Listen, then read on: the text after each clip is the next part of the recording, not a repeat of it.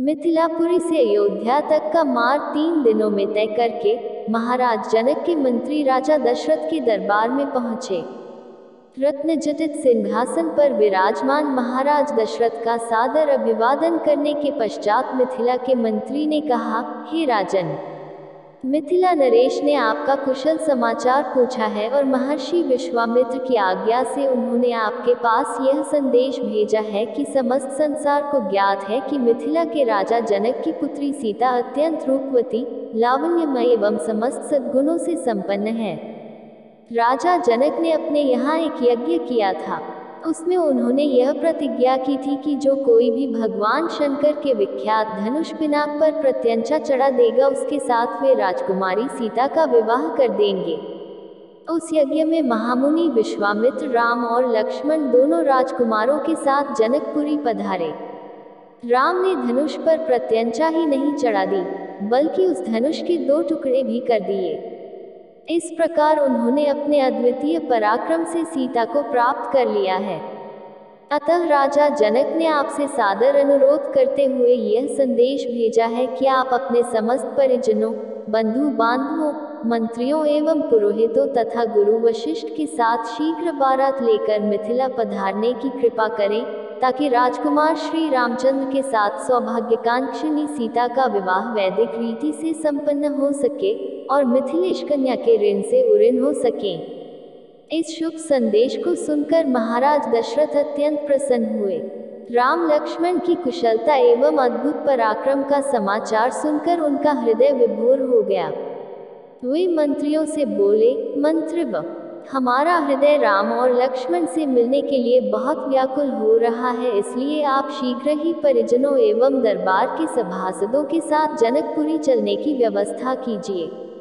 समस्त बंधु बांधवों, राज्य के प्रतिष्ठित सेठ साहूकारों, विद्वानों आदि सबको बारात में चलने के लिए निमंत्रण पत्र भिजवाइए। सेनापति जी से कहिए कि वे शीघ्र चतुरंगिनी सेना को तैयार होने का आदेश दें। यदि संभव हो तो ऐसी व्यवस्था कीजिए कि हम सब लोग कल ही प्रस्थान कर सके, क्योंकि हमारे समधी मिथिला नरेश ने हमसे बहुत शीघ्र मिथिलापुरी पहुंचने का आग्रह किया है। साथ ही परम पूज्य राजगुरु वशिष्ठ जी, वामदेव, जाबाली, कश्यप, मार्कंडेय, महर्षि कात्यायन आदि ऋषि मुनियों से भी यह प्रार्थना करें कि वे कल प्रातःकाल ही हम लोगों के चलने से पहले ही जनकपुरी के लिए प्रस्थान कर जाएं। इस बीच में हम तीनों महारानियों को यह शुभ समाचार देने के लिए जाते हैं।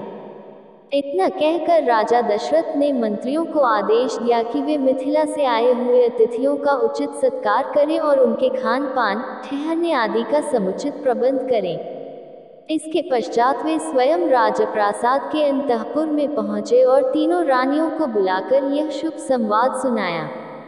शीघ्र ही यह समाचार संपूर्ण अयोध्या नगरी में फैल गया। घर घर में मंगलगान होने लगे, नृत्य संगीत का आयोजन होने लगा। महाराज की आज्ञा पाकर मंत्रीगण तथा भृत्यगण विवाह की तैयारियों में जुट गए। जन जन के मन में अद्भुत उत्साह था। ऐसा प्रतीत होता था जैसे प्रत्येक व्यक्ति के भीतर विद्युत का संचार हो गया है। सभी लोग अभूतपूर्व द्रुत गति से समस्त कार्यों को संपन्न कर रहे थे। अर्धरात्रि होते होते चलने की सारी तैयारियां पूर्ण हो गईं और दूसरे दिन दल बल के साथ राजा दशरथ रवाना हो गए। 4 दिनों तक चलने के पश्चात बारात मिथिलापुरी पहुंची।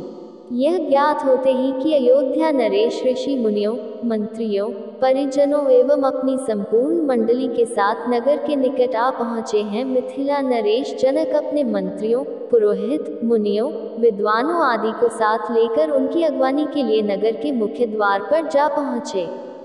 उन्होंने बड़े आदर के साथ राजा दशरथ की अभ्यर्थना करते हुए कहा, हे नृपश्रेष्ठ, आपके दर्शन करके मैं कृतज्ञ हुआ और आपके पदार्पण करने से जनकपुरी की भूमि धन्य हुई। आपने सीता को अपनी कुलवधू के रूप में स्वीकार करके मेरे वंश को सम्मानित किया है। यह मेरा अहोभाग्य है कि आज मिथिलापुरी में महर्षि वशिष्ठ, वामदेव, मार्कंडेय एवं कात्यायन जैसे परम तपस्वी महात्माओं के चरण पड़े हैं। मैं नहीं समझ पा रहा हूँ कि इस असाधारण सम्मान को पाकर किस प्रकार अपने भाग्य की सराहना करूँ। इस प्रकार समस्त आगत महानुभावों का सत्कार करके महाराज दशरथ को उनके साथ आए हुए ऋषि मुनियों, बंधु बांधवों, मंत्रियों एवं सैनिकों को जनवासी में ठहराने की उचित व्यवस्था की। जनवासी में राजा दशरथ बहुत देर तक मुनि विश्वामित्र और अपने दोनों पुत्रों के साथ बैठे हुए उनके कृत्यों और पराक्रम का विवरण सुनते रहे। इस विवरण को सुनकर कभी वे आनंद से रोमांचित हो जाते, कभी आश्चर्य से दांतों तले उंगली दबाने लगते और कभी प्रशंसा से अपने राजकुमारों की पीठ थपथपाने लगते।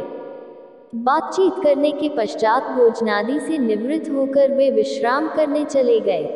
दोस्तों, आपको ये वीडियो अच्छी लगी हो तो लाइक और सब्सक्राइब जरूर कीजिए। धन्यवाद।